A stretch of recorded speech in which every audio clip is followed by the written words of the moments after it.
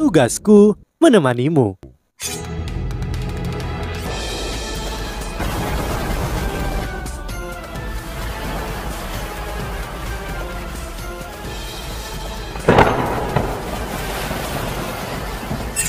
Hai sahabat Pasuk, kembali lagi bersama alur cerita versi novel Solen 2 Sekte Tang yang tak tertandingi. Jangan lupa like, subscribe, dan nyalakan tanda lonceng. Mari kita lanjutkan. Titian, orang ini sangat licik. Bagaimana jika... Diam! Suara tenang di Tian penuh keagungan yang tidak perlu dipertanyakan lagi. Raja beruang menutup mulutnya dan tidak mengatakan apapun lagi. Matanya penuh amarah dan dendam, tetapi dia tidak berani membalas Titian. Wo Yuho berjalan ke tengah kedua sisi dan berkata, "Tolong kirimkan perwakilan masing-masing." Seekor monstro dilepaskan ke depan Wo Yuho dari sisi monstro. Monstro ini berada dalam situasi yang benar-benar mengerikan. Itu adalah harimau dan Wo Yuho dapat menilai dari bentuk dan ukurannya bahwa ia memiliki setidaknya 1000 tahun kultivasi. Namun, separuh tubuhnya tidak ada lagi, dan jika angsa zamrud tidak terus-menerus mendukung hidupnya dengan keterampilan jiwa penyembuhannya, harimau ini sudah mati sejak lama. 100 sukarelawan manusia saling melirik. Mereka jauh lebih cemas dibandingkan dengan monster roh, dan tak seorang pun ingin menjadi relawan pemberani pertama yang mengambil resiko ini. Pada saat ini, suara dingin menyatakan, "Biarkan aku." Seseorang keluar dari kelompok manusia dan dia melebarkan langkahnya, tiba di depan Wo Yuho dengan beberapa lompatan. Ekspresi rumit melintas di mata Wo Yuho ketika dia melihat orang ini, karena orang ini bukan orang lain selain saudara tirinya. Orang ini adalah orang yang telah menyebabkan kematian ibunya dan juga musuhnya, Dewa Bin. Wo Yuho paling membenci istri Adipati, tetapi Dewa Bin pastilah yang nomor kedua. Dia telah menekan kebencian ini jauh di dalam hatinya selama bertahun-tahun, namun kebenciannya mulai muncul ketika dia menjadi semakin kuat. Yuho dengan angkuh berkata pada dirinya sendiri, "Suatu hari, aku akan menggunakan identitasku sendiri untuk melangkah kembali ke rumah Adipati, dan aku akan membalaskan dendamku dengan adil. Membunuhnya dalam gelap itu memalukan, dan aku tidak bisa membuat ibuku malu." Dengan pemikiran ini dalam pikirannya, Wo Yuho menyapu bayangan gelap di hatinya saat dia mengangguk ke arah Dewa Bin. Dewa Bin menatapnya dengan ekspresi yang jauh lebih baik dari sebelumnya. "Kau menyelamatkan ayahku saat itu, dan aku belum bisa mengucapkan terima kasih. Mungkin terima kasih sudah sedikit terlambat, tetapi aku akan selalu mengingat kebaikan ini. Kamu tidak akan menjadi musuhku di masa depan." Dia menunjuk hatinya saat dia berbicara. Wo Yuho merasakan perasaannya bergetar ketika dia mendengar kata-kata ini. Dia mengangguk dan berkata, "Persiapkan dirimu. Setelah itu, kamu harus benar-benar tulus dan bersedia untuk bergabung dengan monster roh agar menjadi rohmu. Kamu tidak dapat menolaknya dalam bentuk apapun, karena prosesnya akan gagal. Apa yang akan aku gunakan adalah kontrak kesetaraan. Jika fusi berhasil, monster akan menjadi cincin rohmu. Aku percaya bahwa kau tahu betapa berharganya roh. Jadi, aku tidak akan menjelaskannya lebih jauh." "Baiklah, ayo." Dewa Bin hanya berdiri di sana saat dia merilekskan tubuhnya dan melepaskan jiwa bela dirinya. Wo Yuho berbalik ke arah monster itu dan berkata, "Aku tahu, kamu bisa mengerti aku. Proses ini akan sama untukmu. Jika kamu ingin hidup, dan jika kamu ingin membiarkan hidupmu terus berlanjut, maka kamu harus menindaklanjuti dengan eksperimen ini. Apakah kamu mengerti?" Harimau itu menatap Wo Yuho dan perlahan menganggukkan kepalanya. Wo Yuho menarik nafas dalam-dalam dan berkata, "Kalian berdua harus santai pada saat yang sama. Jangan menolakku dengan cara apapun, dan aku akan membimbing kalian berdua untuk menyelesaikan ritual fusi ini." Wo Yuho melepaskan mata rohnya saat dia berbicara. Mata rohnya telah berubah secara kualitatif menjadi kehidupan lain setelah ia bergabung dengan Wang Shu'er. Itu sekarang adalah mata Asura. Mata vertikal mawar emas yang sangat besar muncul di belakang punggung Wo Yuho ketika 7 cincin rohnya bangkit. Putih, ungu, hitam, hitam, hitam, mawar emas. dan merah secara bertahap muncul perlahan. Ekspresi rumit melintas di mata Dai Huabin ketika dia melihat 7 cincin roh Wu Yuhao. Dia menghela nafas. Sepertinya aku tidak akan pernah bisa mengejarnya. 7 cincin. Dia adalah sagi jiwa sekarang dan dia sagi jiwa dengan cincin roh 100.000 tahun. Meskipun Dai Huabin tidak tahu apa yang terjadi pada Wu Yuhao baru-baru ini, kemajuan tajam Wu Yuhao merupakan pukulan bagi Dai Huabin. Mata Wu Yuhao bersinar dengan cahaya keemasan terang saat dia menatap harimau itu. Dia meraih perlahan-lahan dengan kekuatan spiritualnya dan membantu monster ini mengumpulkan jejak spiritualnya untuk melakukan kontrak. Wu Yuhao mulai membimbing Dai Huabin setelahnya. Sesuatu yang tidak terduga terjadi tepat pada saat ini. Mata harimau yang redup dan tak bernyawa itu tiba-tiba berkilau dengan cahaya yang tajam. Ketika bangkainya yang lumpuh melompat dari tanah dengan paksa dan itu membuka mulutnya dan menggigit Wu Yuhao. Cahaya merah yang mencolok bersinar dari tubuhnya. Pada saat yang sama itu memicu kekuatan jiwanya sendiri dan sepertinya itu akan menghancurkan diri sendiri. Tidak sulit untuk membayangkan seberapa kuat kehancuran diri monster 1000 tahun itu. Selain itu, dia tepat di sebelah Wu Yuhao dan niatnya sangat jelas dari perilakunya. Ia ingin menekan Wu Yuhao sebelum dihancurkan dan kemudian mereka akan mati bersama. Sayangnya, dia berhadapan dengan mata Asura. Yuhao sudah menyadari bahwa ada sesuatu yang salah. 7 cincin roh Wu Yuhao beralih menjadi 5 cincin roh dan cincin roh keempatnya bersinar ketika cahaya oranye emas yang cemerlang bersinar. Wu Yuhao menampar dengan tangan kanannya dengan kecepatan kilat dan dia menyentuh tubuh harimau dengan lembut sebelum dia menekannya dari udara begitu saja. Cahaya merah yang berasal dari monster itu padam begitu saja. Harimau itu tampak seperti telah membeku dan jatuh kembali ke tanah. Dan sepertinya telah berubah menjadi patung. Itu tidak bergerak 1 inci pun. 3 teknik utama permaisuri salju, glacier tanpa salju telah dirilis. Bajingan! Dia ingin mengambil kesempatan ini untuk membunuh saudaraku. Raja beruang melolong marah ketika tubuhnya langsung membesar dan dia bersiap untuk menerkam Wu Yuhao. Tepat pada saat ini, suara yang sangat bermartabat yang disertai dengan kekuatan jiwa yang menakutkan meletus dari Dewa Binatang. Biarkan aku melihat siapa yang berani bergerak.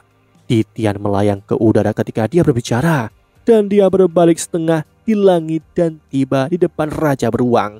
Matanya benar-benar keemasan saat dia mengangkat tangan kanannya dan api keunguan terbakar ketika Titian meraih cakar dari Raja Beruang yang dia ayunkan ke Wu Yuhao. Raja Beruang memiliki kekuatan yang hampir tak tertandingi dan cakarnya sangatlah tajam, tetapi cakarnya tidak bisa bergerak 1 inci pun di tangan Titian. Raja Beruang melonglong.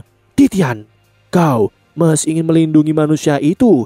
Di saat seperti ini, dia membunuh saudara kita. Titian menatapnya dengan dingin dan berkata, kau telah menantangku berkali-kali Raja Beruang. Apakah kau benar-benar berpikir bahwa aku tidak berani membunuhmu? Bahkan jika kau ingin menantangku, kau harus lebih pintar tentang itu. Karena kau ingin mati, aku akan memenuhi keinginanmu. Api emas keunguan di tangan Titian menjadi lebih kuat saat dia berbicara. Api emas keunguan berkobar di tubuhnya pada saat yang sama dan dia menekan Raja Beruang turun dari langit begitu saja. Kemarahan di mata Raja Beruang menjadi ketakutan. Dia selalu dikenal karena kekuatannya, tetapi pada saat ini kekuatan yang datang dari tangan Titian begitu kuat sehingga Raja Beruang tidak bisa melawannya sama sekali. Titian mengangkat tangannya yang lain dan itu mulai berubah saat dia mengangkatnya. Tangan manusianya menjadi cakar naga, gelap bagaikan malam. Ini adalah cakar Raja Naga. Kelompok monster yang gelisah semuanya tenang ketika cakar naga hitam pekat Titian muncul. Mereka berbaring di tanah, sujud, tubuh mereka bergetar. Bahkan angsa Zamrud, Raja Merah dan Raja Segudang Iblis jatuh dengan 1 lutut. Apa itu cakar Raja Naga? Legenda mengatakan bahwa naga hitam adalah pengawal pribadi Dewa Naga. Setelah Dewa Naga terpisah menjadi naga emas dan naga perak, naga hitam melindungi dua avatar agungnya. Dan bahkan Pangeran Naga ke-9 tidak berani menyinggung naga hitam tanpa bayaran. Alasan untuk itu adalah karena Dewa Naga dengan penuh kasih mengingat kesetiaan naga hitam, dan dia memberi pemimpin mereka gelar Raja Naga dan juga mengajarkan cakar Raja Naga kepada naga hitam. Hanya para pemimpin dari setiap generasi naga hitam yang dapat mewarisi kemampuan bawaan tertinggi ini. Cakar Raja Naga tidak jauh berbeda dari keterampilan kuat lainnya dengan manusia. Namun itu berbeda untuk monster. Cakar Raja Naga membawa aura dari Dewa Naga, dan hanya monster paling kuat di dunia yang bisa memiliki keterampilan seperti ini. Setelah cakar Raja Naga dilepaskan, setiap monster yang tidak diberkati oleh dewa harus tunduk. Kalau tidak, mereka akan binasa dan lenyap begitu saja di hadapan cakar Raja Naga. Titian belum pernah menggunakan cakar Raja Naga sebelumnya, bahkan tidak menggunakannya saat melawan Raja Tiran Mata Jahat. Tetapi pada saat ini, dia melepaskan cakar Raja Naganya yang berarti bahwa dia mewakili Dewa Naga itu sendiri. Dan dia mewakili naga hitam yang telah melindunginya. Siapapun yang melawannya tanpa mempertimbangkan kekuatan menakutkan yang dimiliki oleh cakar Raja Naga terhadap monster akan menantang setiap monster di dunia yang memiliki darah naga. Semua monster yang bahkan memiliki seutas darah naga bangga akan fakta itu. Naga pernah memerintah benua dahulu. Ada naga langit, ada naga bumi, dan ada banyak spesies yang merupakan kerabat dari ras naga. Bahkan Dewa Naga sendiri tidak bisa menghitung berapa banyak spesies monster yang memiliki darah naga. Oleh karena itu, tidak ada satu jiwa pun yang berani melawan cakar Raja Naga. Raja Beruang takut setengah mati. Dia benar-benar merasakan niat membunuh Titian yang intens.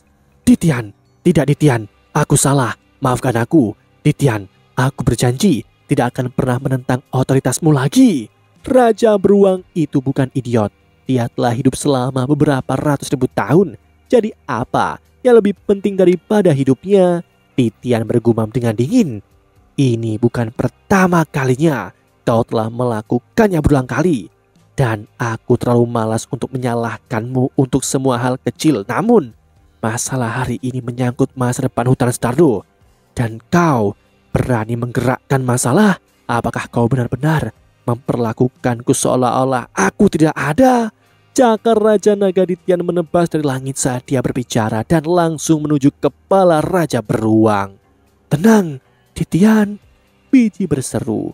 Cakar Titian ditunjukkan untuk kepala Raja Beruang, tetapi dia memiringkan cakarnya dan memukul bahu Raja Beruang. Kekuatan menakutkan cakar Raja Naga Titian dirilis. Saat itu, Valkyrie Doulo Shanlin telah menggunakan kekuatan penuhnya, tetapi hanya memotong beberapa helai rambut dari dahi Raja Beruang dengan tombak api hijaunya. Namun, kerangka Dewa Beruang sepertinya terbuat dari tahu di depan cakar Raja Naga Titian, dan cakar Titian memotong bahunya begitu saja. Teriakan melengking dan menyakitkan keluar dari mulut Raja Beruang, dan tubuh berototnya mulai bergerak. Titian tepat di depan Raja Beruang ketika dia menatap matanya yang sudah penuh ketakutan. Ini akan menjadi yang terakhir kalinya. Jika ada yang berikutnya, aku akan menggunakan hidupmu untuk menghapus amarahku. Titian mengayunkan tangan kirinya saat dia berbicara, dan tubuh besar Raja Beruang dikirim meluncur di udara seperti peluru meriam. Luka mengerikan muncul satu demi satu di tubuhnya. Seluruh tempat itu sunyi senyap sekarang. Siapa yang mengira bahwa Dewa Binatang Titian akan menyerang individu terkuat kedua di hutan Stardo? Selanjutnya, dia melakukannya dengan kekuatan brutal seperti ini. Cakar Raja Naga Titian begitu kuat sehingga dia menekan Raja Beruang sampai Raja Beruang tidak bisa menolak sama sekali. Biji, Raja Segudang Iblis, dan Raja Merah bersama dengan semua monster di tempat kejadian semua bersujud di tanah. Tidak ada yang berani bergerak.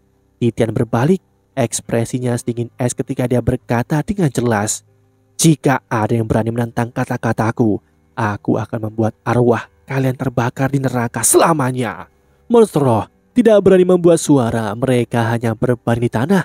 Gemetaran dan beberapa monster roh yang memiliki pikiran yang relatif lebih lemah bahkan mulai kehilangan nafas mereka. Di sisi lain, di sisi manusia, Penatua Swan dan Dubusi memasang ekspresi serius. Cakar Raja Naga, Titian, memiliki kemampuan esoteris terkuat naga hitam. Mereka tidak yakin apa yang akan terjadi jika Titian melepaskan kekuatan penuhnya hari itu.